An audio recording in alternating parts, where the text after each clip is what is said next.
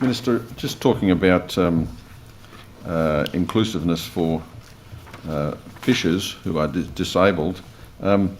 Minister, fishing is obviously one of the most accessible and popular outdoor activities in New South Wales. As Minister for Disability, what have you done to ensure fishing spots and boat ramps are made accessible to the people that need proper disability access to those facilities?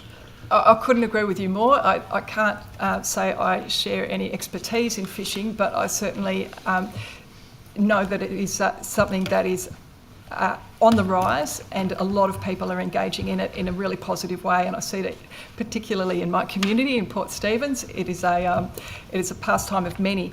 And as a result, I know that a lot of the programs and the changes being the boat ramps and the expenditure from the program, I think it's the Boating Now program, and I might have to correct that, is on making sure some of our boat ramps are more accessible. I'm aware of those particular changes being funded in Port Stephens alone. So, Minister, are you up to date yourself, or are you leaving it to other ministers to implement those disability access programs? We work across government on all aspects relating to disability, whether it's fishing, wheelchair accessible taxis, transport, education. We are working across all areas to improve our inclusion and access, and that is reflected in the disability inclusion action plans that every department is currently engaged in their development of or rewriting of, depending on whether they've got them in place already or not. We've got our statewide disability inclusion plan being finalised for release towards the end of this year. Every government agency then will be wrapping around the disability inclusion plan their own disability inclusion action plans to ensure that there are tangible outcomes for people with disability coming from every government agency. Minister, maybe just to drill down a bit more into that, Minister, what steps have you taken to ensure that new maritime infrastructure plan, which is the master plan for all maritime infrastructure in the state, will be developed in accordance with the disability inclusion action plan that you mentioned earlier? Well, that's I've got to say that the Minister Moriarty and I have had conversations around the importance of ensuring that people with disability are included in conversations and around planning for the work that she is doing. I know that she's recently announced a latest round of recreational fishing grants of $5 million, which will enable the types of inclusive changes that you were talking about before. Thank you. Minister, regarding the budget, why does the budget contain no dedicated funding line for disability inclusive fishing and boat access, despite your government's claims of prioritising inclusive recreation? Well, the grants that have just recently been announced are targeted at upgrading infrastructure and specifically mentioning accessibility, so that program is in the budget, and the program itself specifically references improving accessibility and inclusion for fishing. And also the Fish for Life program is also targeted, again this is an initiative that Minister Moriarty is pushing, is targeting for people with disability to fish. So we are working across all areas of government, including fishing, and Minister Moriarty is doing some really important work in terms of improving accessibility and inclusion around fishing. But it does seem, Minister, that your office doesn't or hasn't even set a minimum of accessibility standards for boat ramps and fishing platforms. Are you aware of that? Well, as you would no doubt be aware, a lot of the infrastructure that we inherited was ageing. We are working our way through that with a lot of councils. The other area that we are focused on is working with councils on their disability inclusion action plans.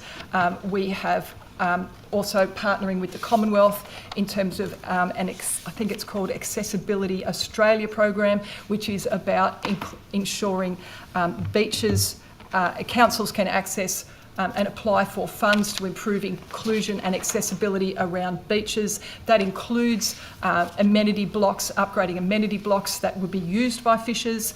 And I know that we put in Port Stephens Council put a lot of the accessible boating now measures into place alongside an upgraded amenity block, and trying to ensure that all of the services in areas are accessible and inclusive. Minister, you're right, but I think from the information I have that disability access modifications are not mandatory and they're only optional for councils and other agencies delivering recreational fishing upgrades. Would you be prepared to review that?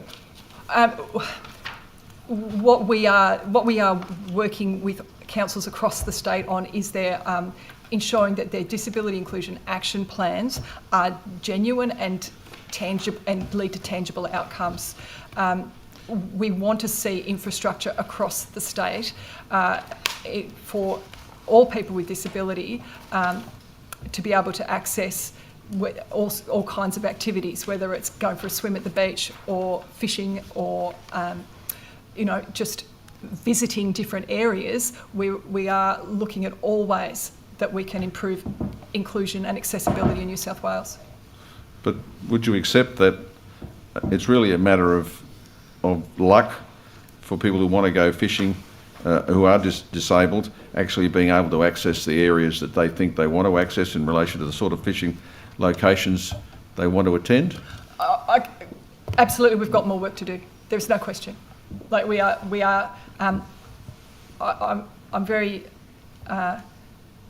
proud of our government's approach to ensuring inclusion and accessibility is part of the decisions that we are making when it comes to improving infrastructure. But we have got a lot of work to do to overcome a lot of the legacies of the past.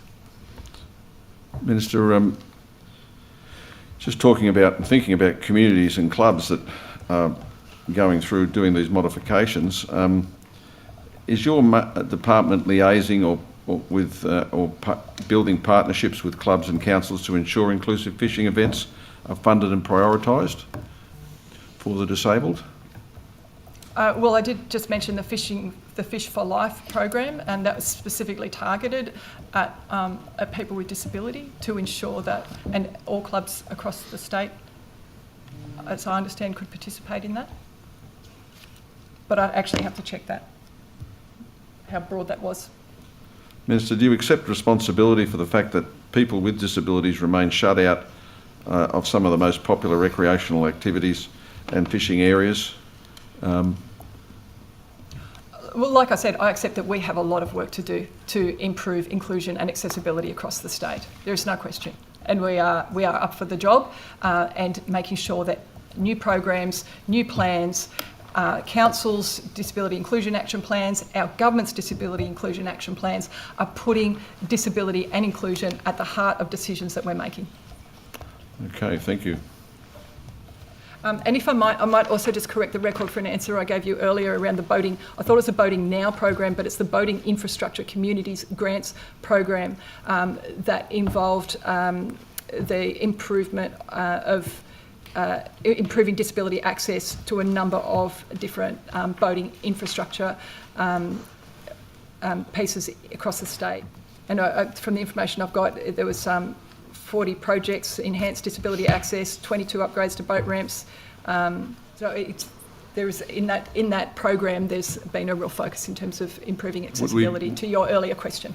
Well, maybe you could take it on notice, since you've got some information there in relation to that. How many of those are being upgraded for disability access?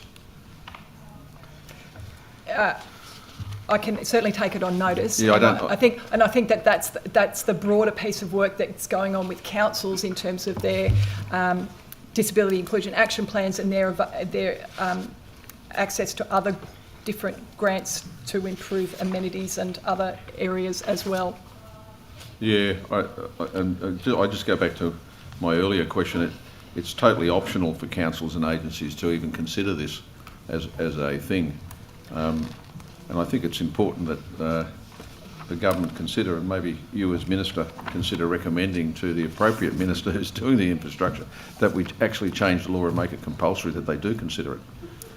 Well, I think any council that's not considering it at this point is doing their community a disservice, because and visitors, because I know when we are making infrastructure more inclusive, particularly in holiday areas like mine, it becomes a very popular tourist destination for people with disability to travel to.